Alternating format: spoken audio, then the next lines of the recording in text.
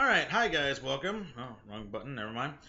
What I want to do today is talk about, we kind of set up in the last lecture, set up this idea of, getting the Constitution, the problems with the Articles of Confederation, why we actually have to create a strong central federalized government.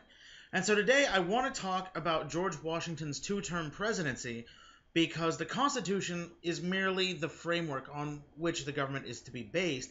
It's really Washington's presidency that's going to be successful in actually creating the federal government we have today. I mean, a lot of the stuff we do today, a lot of the concepts, things like that, are put in place because of him, because of his administration. And so, you have to talk about the Constitution, you have to set it up. But now we're actually going to flesh that out and make the Constitution into a working government. And I'm sorry, I have no idea why. I apparently have an itch under my nose. It's perfectly fine until I hit the record button, but whatever. So George Washington, this man, he is so revered. Remember his name, people were floating it for, King Washington, making him king after the Revolution, stuff like that. Obviously, that doesn't happen, but he is so popular and he is such a domineering, powerful force trying to get a strong, centralized federal government that he quickly gets elected. Remember, unanimously, everybody loves George Washington. And so his administration, it falls to him, both to win the American War of Independence, but also now to create a working, good American system of government. And what we're going to see is with the presidency, with the idea of this executive office, the Constitution doesn't define any of the day-to-day running. It doesn't define a lot of what the president can do. It doesn't define all of his powers, what his roles are, what he is and is not able to do. And so for Washington, his idea was he had to define his own office. He is there, he is the president, he has to define what it is he can do. And one of the things we're going to see is that because this office hadn't been defined, nobody was sure how important he wanted to be. If you remember me talking about John Adams wanting to create all these fancy titles, some of it was His Excellency, which is, again, kind of like a royalty title. Or His Elective Majesty. You're an elected monarch. Or my personal favorite, because this is going to fit on a bowling shirt, His Highness President of the United States and Protector of their Liberties. Now, for Washington, this is too much flair. It's, too exorbitant. It smacks too much of monarchy. The Constitution, the way it's written, obviously it doesn't intend for you to be elected, say, president, and then die in office. Instead, the idea is, you're elected, you serve however many terms. There are no term limits until FDR in the 1940s. You serve however long, and then you retire, and you go, in my case, okay, Dr. Prince, Mr. Prince, whatever, technically doctor, I run for president, because that's going to happen. And then, okay, after my 2 terms, I go back to being Dr. Prince. Sure, I might get a fancy stipend, but I'm a citizen, I become a president, and then I come back to being a citizen. That's the thing. So they don't want any of these titles. That's why it's just simply Mr. President. That's it. But Washington, in part, is concerned because, and why he wants to minimize those titles, is because he doesn't want to overuse the office. Understand, with the presidency, you're going to have some people that are really activist presidents. The idea that they should take a role in shaping government. This idea that, they should wield the power of the presidency, rule by executive order, things like that. You're going to have others, guys like Calvin Coolidge, who believe that they're stewards, nothing more. That, they just exist, and basically they want to ensure the United States doesn't burn down on their watch. That's what they're there for. So Washington had the foresight to realize that the people who followed after him are all going to be looking at him. They're going to be looking to what he does. So he doesn't want to overuse the office. The problem is because of that, because he doesn't want to, exercise as much control as he could, he can't prevent the eventual collapsing and factionalization into political parties. Get 10 people in a room. Mention politics. Watch how many people walk out. Or better idea. Post on your Facebook either I hate Barack Obama or I hate George W. Bush. Give it about 30 minutes and see how many friends you've lost. We're that divisive today. I mean, understand, politics is one of those things on Facebook. It's just like, oh God, not again. That's somewhat true even in the 1790s, because people that had worked together for the American Revolution, even people that had worked together for the Constitution, could not agree as to how the United States was to be run day to day. All of these problems are not solved by the American War of Independence. They're not solved by ratification. And so people devolve into political parties. And we get the first two in what we'll call the first party system. There's actually going to be three party systems in the United States. There's these two parties. That collapses around 1814. The next party system collapses in the 1850s. And then we get the party system that we still have today. For these party systems, you've got the Federalists. They take their name from the proponents of the Constitution. They see themselves as wanting that strong central government. They're led by Alexander Hamilton. And basically these guys want a strong central government. They want, internal improvements. They want a central banking system. They want, concentration of power at the federal level. And by the way, I apologize. Jokes are going to be forced. This one's really dry, I know. I promise I'll make it up to you guys. I might post some funny vids. We'll see what we can do. But, these guys want a strong central government force. But the problem is you still have those anti-federalists that are working within the system. But you also have guys like James Madison, who wrote the Constitution, who says, okay, I want a strong central government, but I don't want it too strong. I don't want abuse of power. So these guys coalesce around Thomas Jefferson. And what they say is, okay, the Democratic Republicans, and that's what they name themselves because they want to say, look, the Republic can be democratic. You might hear them called Jeffersonians. Their book might call them Republicans. These are not the modern GOP. This is not the modern Donald Trump, crazy hair Republican Party. These guys actually are going to morph into the Democrats. But they want more states' rights. They want a limited federal government. We'll talk about it a bit more, but part of the issue is over the interpretation of the Constitution. And you can sum it up, and we'll talk about loose and strict construction more in a bit, but you can sum it up as if the Constitution does not say it, then it does not say we cannot do it. That's the premise of the Federalist. Whereas the Democratic Republicans, the Jeffersonians, are going to say, if it doesn't say we can do it, then we cannot do it. That's what they're going to say. Now, nobody likes political parties. Nobody wants the squabbling. The Constitution's not set up for it. But people see this as the only solution. Get guys together in Congress, in the Senate, even together campaigning for president. Get guys like-minded. That's how they're going to influence change. Now, one thing that I should say, and I just lost my train of thought, is to understand that, one of the things, the Constitution, like I said, it's not set up for this idea. So what it originally envisioned, if you have a bunch of people running for president, let's say it's a modern election, you got like 10 people running for president, the first two, the guy with the most votes would become president. The guy with the second most becomes vice president.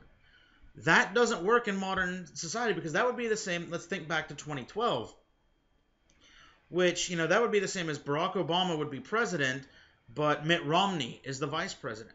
One's Democrat, one's Republican. They don't agree. They're not going to work together. That, again, the Constitution, we want to see it as, this fantastic document. It's far-seeing. Understand, it's ratified in 1789. They cannot see past the development that happens the next year. So I love the Constitution, but understand, it's created by men, and as such, it is fallible. So if we're going to see, part of why we have this government is, again, we've got to create everything from the ground up. We've got to create various departments. We've got to create, all of these offices that are actually going to oversee the running of the nation. Now, understand, compared to the modern government, it's really, really, really small. Initially, Congress only creates a Department of War, that we now know it as the Department of Defense, but it's Department of War, the Department of State, and the Department of Treasury. Manage military affairs, manage money, manage the nation. That's all you need. You're going to have Henry Knox, who is Secretary of War. Knox is, he's one of my favorite of the Founding Fathers. He's a self-educated military leader. He's an artillerist during the American Revolution. He's a big fat guy about my size, and he dies swallowing a chicken bone. Redcoats can't kill him, but, the Chicken McNugget gets its revenge. I'm just saying. Thomas Jefferson, he's going to become the Secretary of State. And Washington, when he chooses these guys, he wants to choose the best and brightest. So we get guys like Alexander Hamilton, who is brilliant when it comes to economies. But the problem is, Knox and Hamilton have served with Washington before. They were both in the Continental Army. They have different political beliefs than Jefferson. And so what we see is we're going to see factionalism in his own cabinet. And because of that, there's going to be a lot of, animosity. And especially, again, you've got the two heads of the political parties trying to work together. It doesn't work. That would be like today, well, let's just say Donald Trump, serving, on one thing, Hillary Clinton another, and they both have to try to work together. Apparently, by the way, just random story, apparently Hillary Clinton went to Donald Trump's wedding back in 2005. But hey, anything's possible. Congress will create things like an attorney general post. You've got to have somebody to manage the laws. But it's part-time. You can be the chief, law executor in the nation, and you got to go work at McDonald's while you're doing this. It's only a part-time gig. And these jobs, these departments, are small. The State Department, employs only 5 people. Contrast that today, where the American federal government is the single biggest employer in the nation. It employs so many people. Here you quite literally have about 20 guys running the United States government. I mean, that is how small it is. And the nation's smaller too. I mean, if you look at this map, you can see by 1790 we've got some settlements, west of the Appalachians. Remember, we've got all those land ordinances. And in about 12 years, we're going to start carving up new states. We're going to start creating how the United States comes to exist. And we can do this because in 1790, Jefferson decides, as one of his first acts as, the Secretary of State, is that we needed a federal census. And by the way, this is in part why censuses, whatever, are done every 10 years. It starts in 1790, and then they just decide every 10 years, let's see how much the United States grows.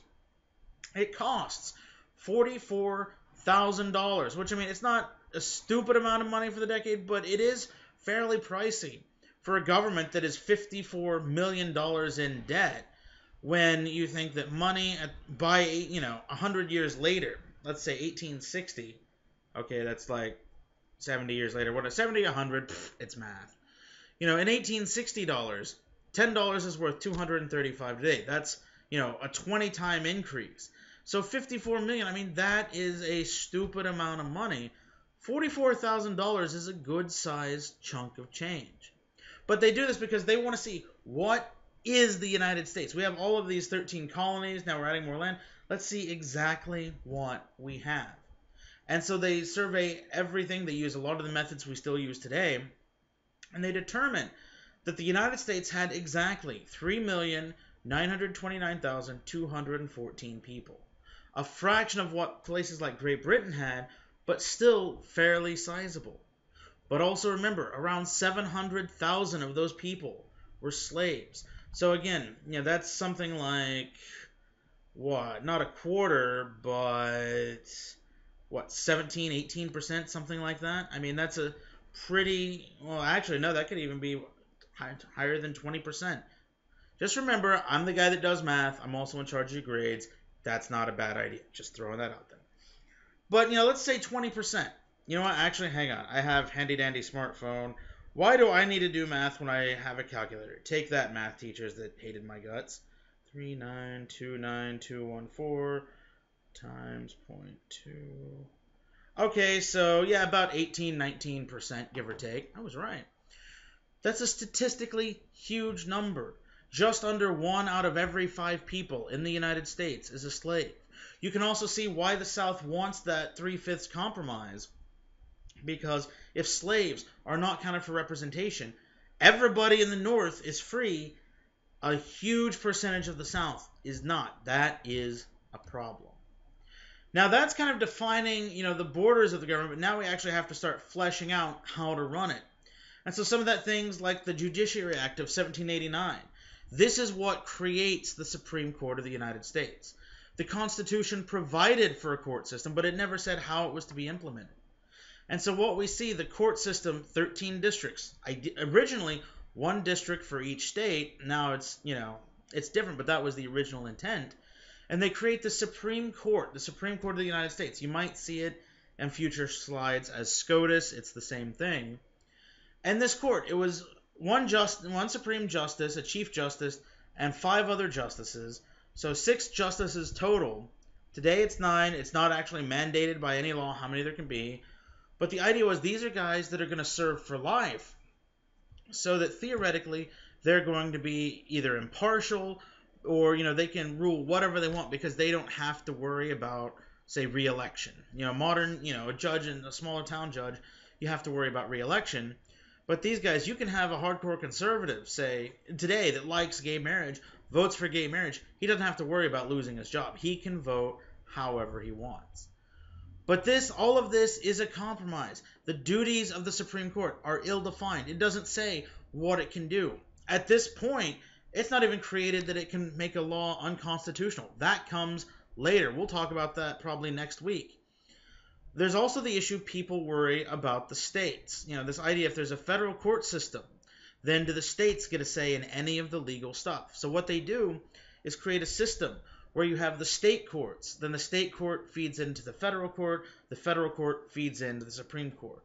That way, the state courts could still hang on to power. Understand, the Constitution says we're one nation, but the states still wanted, if not sovereignty, at least a say in the running of government and, to preserve their own territorial integrity. Again, a lot of this is just set up, so, this is just to kind of familiarize you with how the government is actually going to be set up. In addition, very quickly, we can see that there's a debacle and a divide between the North and the South. And one of the issues is the tariff. There's no income tax yet. The majority of government money is made from the sale of Western land and the tariff, which is a tax on imported goods. And what we're going to see is, the federal government can tax, but it needs money quickly. So what they do is they pass the Tariff Act of 1789, and it puts a 5% import duty on all goods coming into the United States. And the thing is, it shows that North and South already do not like each other. The North is it's not industrial yet, but it's manufacturing. They can make their own goods. But the issue is, part of why you've got this tariff is also what's called a protective tariff. And a protective tariff is something designed to get you to buy American. It would be the same as, you shop at Walmart, right? Everything's made in China. Why? You buy it because it's cheap. Well, with an import tariff, if we wanted a protective tariff, what we would do is, charge, a certain amount of money so that the cost of the Chinese good comes up to the cost of the American good. And the idea, if it's broad as it is long, you'll buy the American good. That's also kind of what's going on here. They have to do that because in 1789, you could, almost any sort of manufactured good, you could buy a better quality, tool, implement, whatever, at a cheaper price and have it shipped cheaper from Great Britain than the North. The thing is, than from the United States. The North can make its own stuff. It doesn't necessarily have to go to Britain. But the South, which is at an economic disadvantage, is reliant on those cheap imported goods. They need that access to buy stuff from Britain. So it shows a couple of things. One, North and South, each section is going to want to do things that benefit its own section. The South doesn't care about the North and vice versa. But also it shows... I just lost my train of thought what I was going to say. It also shows, that... I literally just lost my train of thought. North doesn't care about South. It also shows that the South doesn't fully care about this idea of an integrated nation, in the sense that if they were looking at American first, then, why would we buy British? We're going to support American business. But instead, for them, they're economically at a disadvantage because they're reliant, at this point, still on tobacco. Cotton's not really going to take off till 1793. We'll talk about that later. They're economically reliant on tobacco. They don't have a great cash crop. They have to do what's cheaper and better for them. All right, sorry about that, guys. I had to pause the video, so pardon the abrupt, transition. All right. So the North and South, again, from the very beginning, it's slavery, it's economics, but there's a clear division between two sections. So we see divisions on a national scale, and then again on there we go, political scale. Because again, those parties, Jefferson here on the left, Hamilton here on the right.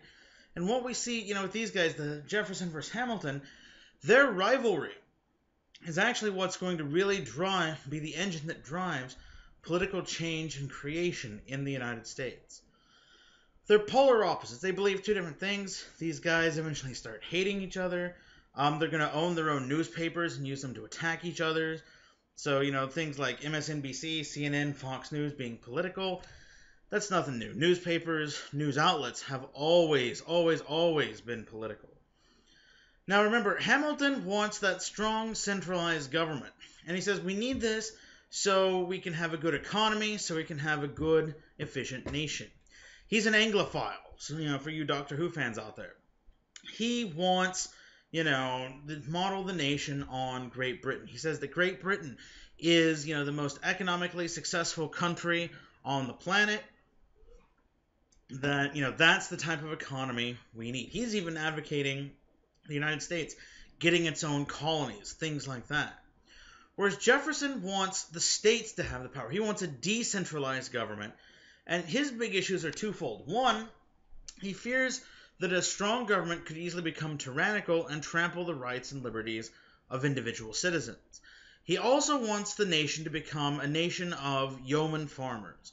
His idea, he thought that cities were corrupt, that they were full of vice, that cities suck, basically. And if this were a Jeffersonian nation today, you wouldn't be listening to me doing this because I'd be on a farm, you'd be on a farm. That's what we would do. Our reason for existing would be to each own our own plot of land, farm it, and just stay out of the affairs of others. So you can kind of see Jefferson versus Hamilton as being this idea of, agricultural with Jefferson versus commercial. How are we going to be a prosperous nation?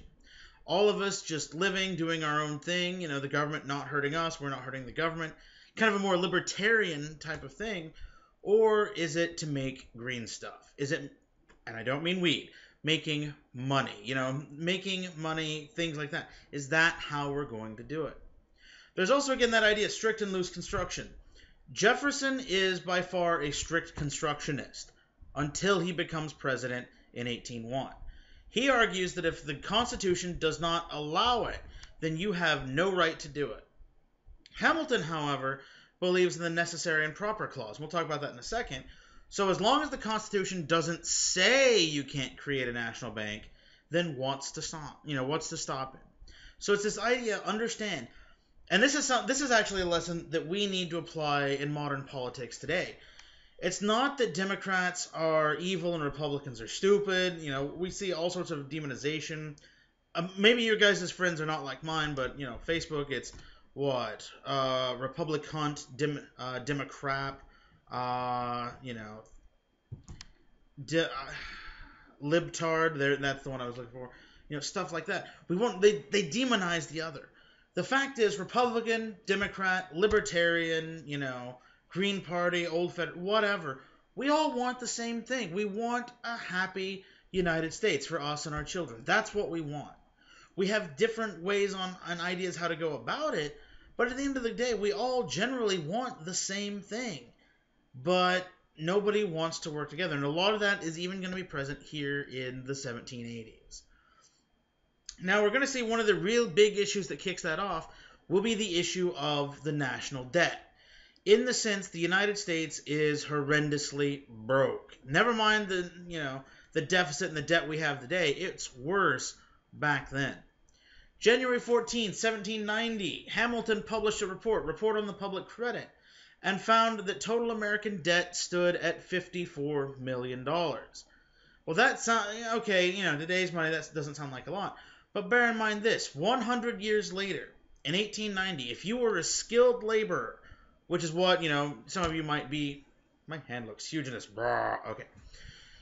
Sorry, sometimes I'm looking at this and I get distracted to the little mini thing where it shows me what you see and I just get really amused. But skilled labor, you would make 20 cents an hour. You would make $400 a year. That's in 1890s dollars, and money was worth a hell of a lot more then, or rather less, whatever, The numbers are bigger then than they would be in 1790. So $54 million is an insanely huge number. They owe this because of, paying off the American Revolution, paying off soldiers' pensions, paying off back wages, the various expenses in running the government. The fact we've got to pay off Spain, we've got to pay off France, we've got to pay off Holland and Prussia, all the places that we had borrowed money from just to fight the lecture. In addition, the states themselves owed an additional $25 million. So that's $79 million the United States owes. I mean, this is a huge amount of money. And bear in mind that whole thing we see today, Occupy Wall Street, to hell with the 1%, whatever. Similar stuff. $40 million of that $79 million is owed to only 20,000 people. 20,000 out of 3.9 million. And of that, 20% are the original creditors. And what I mean by that is debts are bought and sold. They were then, they are now. Consider this, your student loans. What will happen is if you have a private student loan, first off, I'm sorry because those things are generally horrible. But how it works is once, that is in repayment, that bank, say the bank of, let's say Bank of America, whatever. Bank of America, that's who you owe the money to. If they don't think they're going to get that whole, say, $10,000, what they can do is they'll sell it for $9,000 to, another bank. Let's say Bank of that analogy got away. They sell it to somebody else. Well, then that bank has, spent $9,000. They want to make a profit. Well, actually, they probably won't even buy it for $9,000. They'll probably buy it for $5,000. They're then going to come after you and try to get you to pay. And if you don't, they then sell it off. And, they'll just pass it around. And the thing is, this is going to happen there. People come in, scalp the debt, try to get, try to somehow make a buck off people. So a lot of these people aren't even the ones who made the loans, who made the money, who actually, in the case of the American Revolution, helped establish the United States. These are just the people that had the money to buy the debts that now want that debt funded. Now, what Hamilton says do, because again, Hamilton is all about economics and trade. He wants the United States to first assume the debt. So that $25 million, he wants the United States federal government to assume. And then he says fund it at face value. You ever see those infomercials? Well, call us now and we'll pay pennies on the dollar. Oh, the IRS $10,000, settle for $5. I have no idea what voice this is. No. Anyways. So what those things are is what you do is if they know they're not going to get the $1,000, they're going to try to get, less money. The problem is that's bad for trade. Consider this. If I were to borrow you, let me rephrase that. If I were to borrow $1,000 from you, I can't pay it off, so I'm like, here, I cannot pay you $1,000. Here's $500. Okay. But then later I'm like, hey, I want to buy your computer. So what I want to do is I want you to give me the computer and I'll make monthly payments on it. Are you going to trust me? Okay. If you said yes, then please take an economics class. If you said no, bravo, you can survive the Great Recession. The thing is, you're not going to trust me because I've already shown I can't, I'm not going to be able to pay off the debt. I've already defaulted on a debt once. Odds are I'm going to default again. Hamilton realizes you have to pay off the whole debt. You have to establish that good credit in order to get people to want to trade with you. And he sees, remember, trade is how people are going to make the money. That's how the nation's going to survive. He also wants to assume the state debt because if he does so, then the states at some level are now tied to the American federal government. You can't quit your job if you have, $30,000 in debt and you can barely pay, your rent. You have to stay at your job no matter how crappy it is because you need that money. The states can't up and leave or the states can't cause trouble if, they have to pay the federal government money. Now, when he assumes this debt, and this is the plan that goes through Congress, we see a lot of backlash. Some people argue it's only going to help the wealthy. Remember, they're the ones that actually own the debt. They're the ones that have bought the debt. They say it's unfair to the people who buy bonds. Some of that debt, if you go and buy bonds, hang on just a second. If you go buy a bond today, what you do is you would say, okay, I'm going to spend, say, $20 on this 30-year bond. You hold that bond for 30 years, and at the end of it, you get $100. It's a great investment now, but you don't get money from it for 30 years. The thing is, if you need money now, you can then sell that bond or you can trade that bond, but people aren't going to give you that full $100. You might get just your 30 back. You might get it for 20. You might get maybe a little more, things like that. That happens here. What happens is a lot of people go through and they buy up these bonds. They buy all the various stuff. And so the original people who took out those bonds to help the United States government, they get screwed over. And a lot of people don't like that. The states don't like the assumption of state debts because the big states had already paid off the majority of their debts. So what we see are states like Virginia and New York have paid off their debts. Meanwhile, the slackers of Connecticut and Rhode Island come through and the federal government pays their debts. They don't see that as fair. But by doing this, despite the fact that it's passed by backroom deals, which, by the way, a lot of amendments, a lot of laws are going to do so. Not every good law, not even every bad one, is passed, on the up and up. But because of this, it allows the United States to trade and borrow from other nations. We take our place early on as an economic powerhouse, and realistically, that just grows and grows and grows till by the end of the 19th century, we financially are going to be one of the best countries in the world. And a lot of it starts because Hamilton realized you got to do hard stuff like pay off your debts. Once you do that, the sky's the limit as to what you can do. Now, because of that, he wants to do things, he wants to go further. He wants a Bank of the United States. Now, he wants to do this because he believes a national bank is going to help the economy.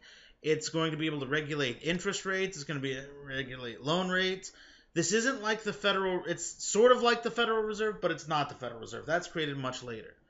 He also thinks it'll help the government because, have one central repository to stick government money in. Remember, this is still the era of Jim's Bank, where, if you put money in a bank and that bank fails, you don't get any of the money. If you have a national bank propped up by the United States, what's the modern expression? Too big to fail. That's what he's thinking. The problems is, again, that strict and loose construction. Nowhere in the Constitution does it say there can be a national bank or there should be a national bank or you can even do something this big. So the Jeffersonians say, well, no, you can't. You cannot do this. It's not in the Constitution. But Hamilton says, look at the necessary and proper clause. This is the doctrine of implied powers, the idea that sometimes the Constitution implies that you can do certain things without directly saying it. Some of those things is, the necessary and proper clause, Article 1, Section 8. It says that the government can do whatever is necessary and proper for the day-to-day and efficient running of the government. Well, if he says, look, this is going to help the economy, this is both necessary and proper for the government to actually do. Pardon me as I just say this one. And that's what I think about banking, kids. Oh, hey, banking's here. Anyway, we'll talk more about banking when we get to the Gilded Age and the Great Depression. So Hamilton is successful. He gets this through. Why? He's successful in persuading his congressmen, successful in persuading senators, and Hamilton was seen as Washington's protege. Nobody wants to be seen as going against what Washington wants. The problem is people start to think the government is getting corrupt. Banks are viewed with distrust well into the early 20th century. Again, if you know what FDIC is, Federal Deposit Insurance Commission Corporation, something like that.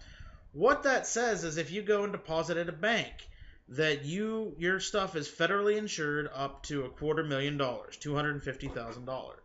And so if the bank were to fail, if you have up to that amount, the federal government makes sure you get your money back. Anything over, so if you're Donald Trump, you're screwed. However, before the New Deal, before the 1930s, before actually around 1935, the way a bank worked, if you had your money in there and the bank failed, you lost everything. There was no place to go, and you could literally have Jim, his bank closes, he then I don't know what Stoats is, starts Jim's bank number 2. You don't get your money back. You're screwed. That's it. So people don't like banks. They see banks as bad. They see as corrupting. They see them as just wasteful. And so for Hamilton to spur a national bank to create what we'll call the BUS, the Bank of the United States, they fear that already, 2 years into the Constitution, the government is starting to get corrupt. And then we have to deal with the issue of the French Revolution. And the issue with the French Revolution is it breaks out in 1789. Remember how I had said France bankrupted themselves, supporting the American Revolution. Now, bankruptcy, the fact that King Louis is, an absolute monarch, which means he can say off with his head and that's it. They explode into revolution.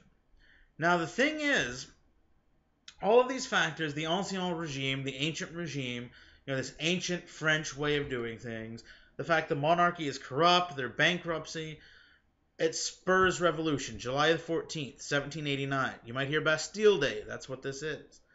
Now, initially in the American colonies, people thought that this was the exportation of the American Revolution. There was some thought that maybe, okay, we threw off monarchy and became a republic. France can throw off monarchy and be a republic. Everybody can do this. You're going to see guys that are key factors in our revolution supporting this, writing for this. Jefferson will be in France when this breaks out. He wrote the Declaration of Independence. He's going to try to, secure American aid into helping these guys. Thomas Paine, the writer of Common Sense, emigrates to France and starts trying to do the same stuff. Or the Marquis de Lafayette, he tries to do whatever he can as well because they want France to adopt American principles. But the revolution turns bad really, really, really quickly.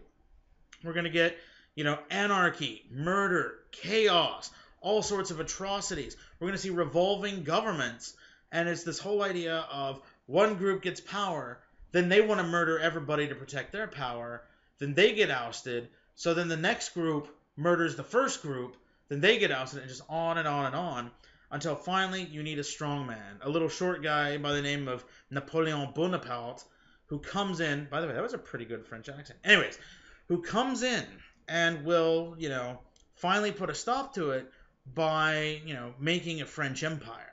Not advocating empire, I'm just saying that's how bad the French Revolution got. There's going to be jokes like the idea of you have a date with Madame Guillotine. The problem is she gives you a haircut down to here. And talk about a hell of a one-night stand, right? I can think of some other dirty jokes about that, but I like my job, so. So understand why the French Revolution is important. Why I'm even mentioning it in the context of Washington's presidency is because the Treaty of Amity and Commerce, that Treaty of Alliance from 1778, has never been officially dissolved. We are still allies with France.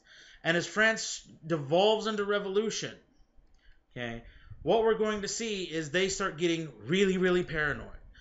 Understand, Britain hates France. But Britain realizes if France's revolution is allowed to continue, and one of the things they do is they imprison, King Louis, they imprison his wife, Marie Antoinette. And so what happens is they're afraid of the exportation of that revolution. If France undergoes revolution, and they export that to Prussia, or Austria, or Spain, what's to stop it from going to Britain? And then we see the toppling of the British monarchy. So what happens is Britain starts wanting to contain it. France then goes crazy, and in February of 1793 declares war on Britain. They want to protect the revolution. They want to make sure that Britain cannot come in and restore the monarchy. They also do this because all of the French aristocrats, those old nobility guys, they flee to Britain for safe haven. And so what we see is because of that treaty that, they expect the United States to help. They've declared war against Britain. By treaty, we should declare war against Britain. But we're just getting on our feet. We do not have the ability to do so. Americans are going to divide over the revolution. Some, like Thomas Paine, Thomas Jefferson, they want us to support the revolution.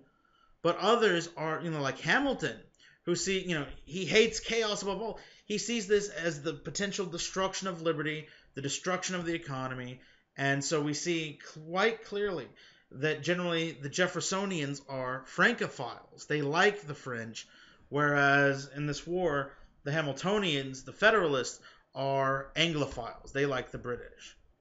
Now, the issue is, what do you do about neutrality? That's what Washington wants. He does not want to go to war at all. So he says, well, no, we're neutral. That, if France had been attacked, we'd have gone to war, but France hadn't been attacked. There's also the issue of freedom of the seas. We're using ships to trade stuff. But France realizes that, look, if there's a war, they can't risk stuff going to Britain. So they have to, start a blockade of Britain. That cuts off our trade. Britain realizes they can't let France be economically successful. They start a blockade of France. Now our two biggest trading partners, we cannot trade with them. What that means is now our economy in the United States is suffering because of the French Revolution. So how do we preserve neutrality and not get involved in the war, but at the same time be able to trade with whoever we damn well please? That's the issue. And then it escalates. We see the guy, Citizen Edmond Genet. The thing is, with the French Revolution, the idea would be everybody would be equal. You're all citizens. So what would happen is, you would address me as Citizen Prince. I'd address you as Citizen, whatever your last name happens to be. And the idea is, never mind that I have a PhD, never mind your accomplishments, we're all equal. So Genet, he comes over as the minister or ambassador from France. And illegally, what he tries to do is he tries to push the United States into war. And when Washington refuses to do it, what he does is he privately pays for ships to be armed and outfitted as privateers. A privateer is a legal pirate. They basically do what pirates do, except they have a piece of paper from a government that says, we authorize you to go and attack ships of this nation and this nation alone.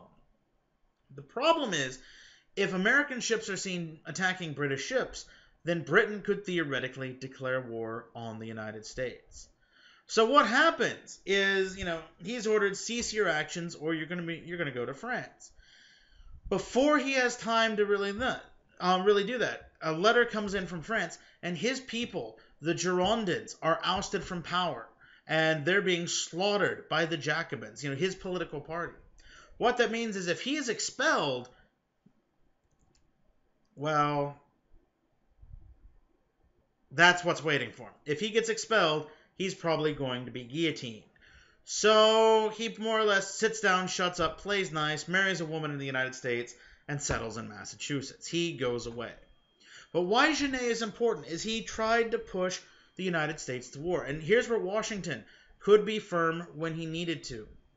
Washington found the perfect way to snake his way out of the situation.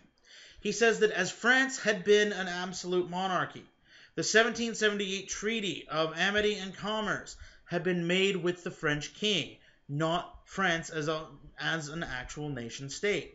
And as the French had killed Louis, again with the guillotine, his wife Marie Antoinette buys it as well, as the French king is dead, his death actually abrogates the treaty.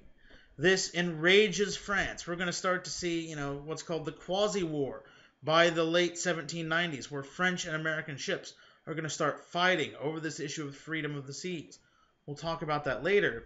But temporarily, why this is important is Washington is able to maintain neutrality with France. Britain was a little tougher, however, because Britain is wanting to, fully get involved.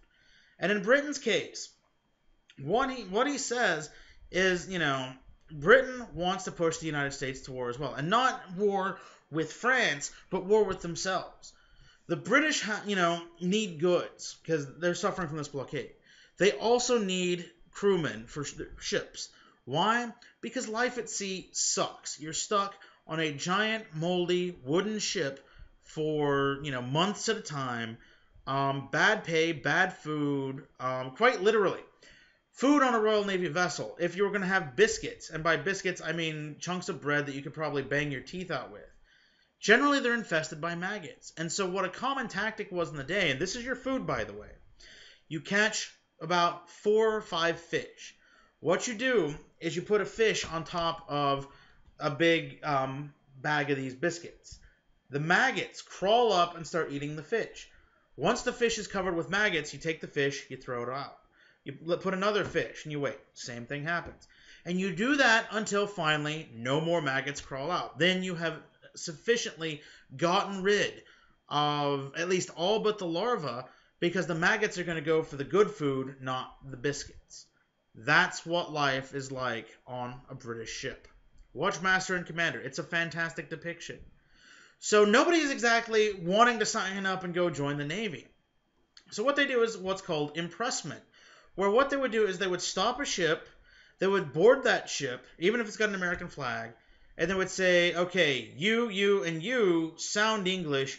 Congratulations, you're in the Royal Navy. And at gunpoint, put them on a British ship where they're going to serve probably for the rest of their lives. Now, they would do so, but they'd say, well, you've got to be of English descent, so you've got to sound English or be English.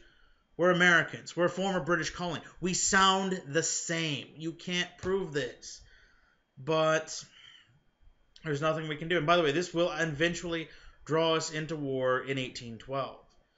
We're also going to see those Northwest forts. Remember that they agreed in 1783 to evacuate. They don't. Why? They say, well, you've not paid your debt, so we don't have to. So we see people in the United States start advocating for war. And so what happens is they send John Jay, who is the Supreme Court Justice at the time, and, he was a prominent Federalist. He's sent personally by Washington, get a treaty. Get a treaty to try to resolve the situation. Now, what is Jay's treaty? You could say it's a complete failure on the one hand. It succeeds in that we don't see war, but most people are not going to like it. This is the Iran deal of its day. The British agree to remove troops from the Northwest Territories. They don't, but they agree to. But they refuse to compensate for shipping losses. What that means? All those 40 American ships seized by the British, we don't get that money back. I just thought I saw a weird color change, but whatever.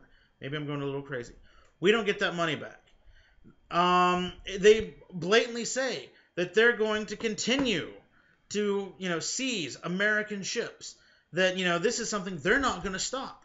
In this treaty, they say, no, we are not going to stop. They're also going to say that Americans do not have the right to remain neutral, and that freedom of the seas is bull hockey. That, Britain declares a blockade of France. That matters more than our desire to actually trade with France. So what we see is in Congress, there's protests. They sign it, but there's a huge protest, and this becomes, this is what clearly defines Federalist and Democratic Republicans. I mean, again, Iran deal of their day. The Democrats line up behind the Iran deal. The Republicans hate it. The Federalists line up behind Jay's treaty. Even though they hate it, the Democrats line up against it. That's, this is that divisive. John Jay's career is shot. Washington privately thanks him for the treaty. He's happy, in private that this forestalls war. But this is just such an embarrassment that Jay cannot recover from this. We're running a little long. It's almost 50 minutes. So I'm going to keep this slide in the lecture so that you can see it. But understand, we're going to see, a lot of conflicts with Native Americans at the same time. So, in a very close proximity, we have to build an American government.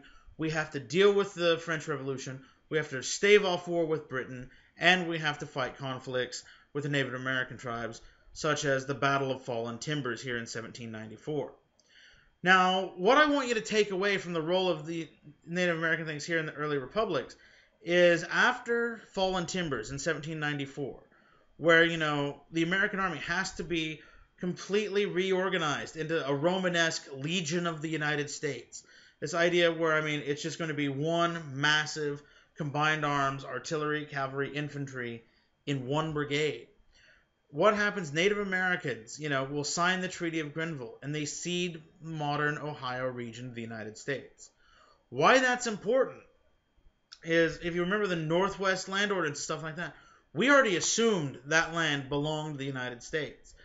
But now comes the process, and unfortunately this is going to last until 1890, of pushing westward and pushing those Native American tribes that had been there out, because the American government considered that land belonging to the United States. Now it had to push out the people who actually lived there. Unfortunately, not a good thing. I wish we could spend more time on it. We'll talk more about the Indian Wars later, but I really want to get to some good challenges, such as, or the challenges to federal authority, I should say, such as the Whiskey Rebellion in 1794. Coming just 8 years after Shays' Rebellion, this is the next large rebellion in the United States. And so what we see is, in 1791, Congress will pass a tax on distilled whiskey. Basically, they want to tax, all booze. Again, they need money. Now, the issue is in rural Pennsylvania, this is a problem, because what they would do is, they grow their crops. But remember, transportation is hard. Consider this. Until the Transcontinental Railroad, as suddenly I realize I'm getting really animated, it's cheaper to take your stuff over. I'm actually going to do this reverse so you can see it, so bear with me. To take your stuff, if you're in Pennsylvania, walk it to the Mississippi River, build a boat, sail it down to New Orleans, put it on another boat, then sail that all the way to New York. I guess New York would be over here in this case. Sell it all the way to New York. It's cheaper to do that than to simply walk it over land. One of the things they would do to get around this is distill their stuff into whiskey. It's easier, to transport, bottles and jugs of whiskey, I presume, with the X's on them, cartoons of my childhood. It's cheaper and easier to do that than it is to, all of these crops. So what happens is they start protesting. They start getting angry. You could also barter with this whiskey, by the way. So what happens is a number of people start to rebel. They tar and feather tax collectors, which, by the way, that is a horrendous thing, because boiling hot tar, you're going to get lots of burns all over your skin. The governor of Pennsylvania refuses to stop them. He agrees with them. Washington doesn't want this rebellion to spread. He remembers well Shays' Rebellion and what had happened with the Articles of Confederation. So he marches out 15,000 militiamen. He marches out at the head of these troops and, in a show of force, puts down the rebellion. There's no battles. There's no fighting. Of all the people that, air quote, rebelled, only 2 were convicted of treason. Washington pardoned them both. But why this is important is a couple of things. People are still so close to the revolution that if they don't like something, they feel that they can rebel. We've done it twice before. Why can't we do it now? There's the issue of taxation. People still don't like taxes. And then there's also, this becomes fodder for the political machine.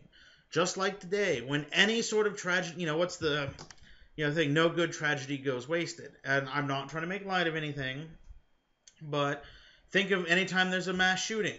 The Democrats typically want to capitalize on it for gun control. And the Republicans say, why are you misusing a tragedy? Why are you doing that? We don't know the facts yet.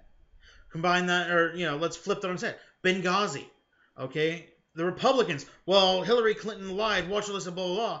Whereas the Democrats are like, look, it was a terrorist attack on our embassy. There's no foul play. I'm not being pro or against either one. All your political discussions, whatever you want to do, that's fine. But I'm just saying both sides will use tragedy to advance what they want. And that's what happens here.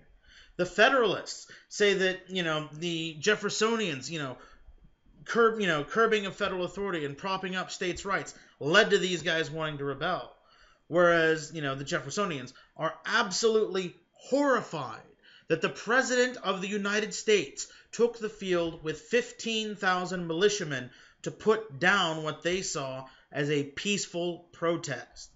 Ask the tax collector if he thought it was peaceful, but, So understand, this, like any event today, becomes fodder for the political machine. What we know today, the divisiveness in American politics, it's more divisive now, maybe. It might be dysfunctional now, maybe. But it's always been divisive. That is nothing new. And so finally, what I want to leave off with today for the next few minutes is just talking about transitioning the presidency.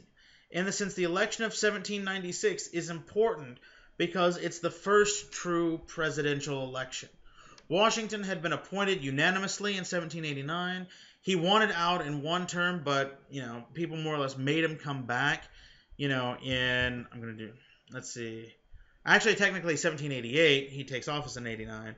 So 1792, he comes back, but he's old, he's gray, he's tired. He says, hell no.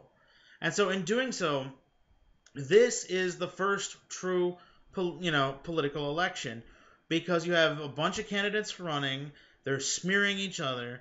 You have Adams and Thomas Jefferson both wanting to be president. Alexander Hamilton was not born in the United States, so he could not be president, but he could sure as hell be an advisor.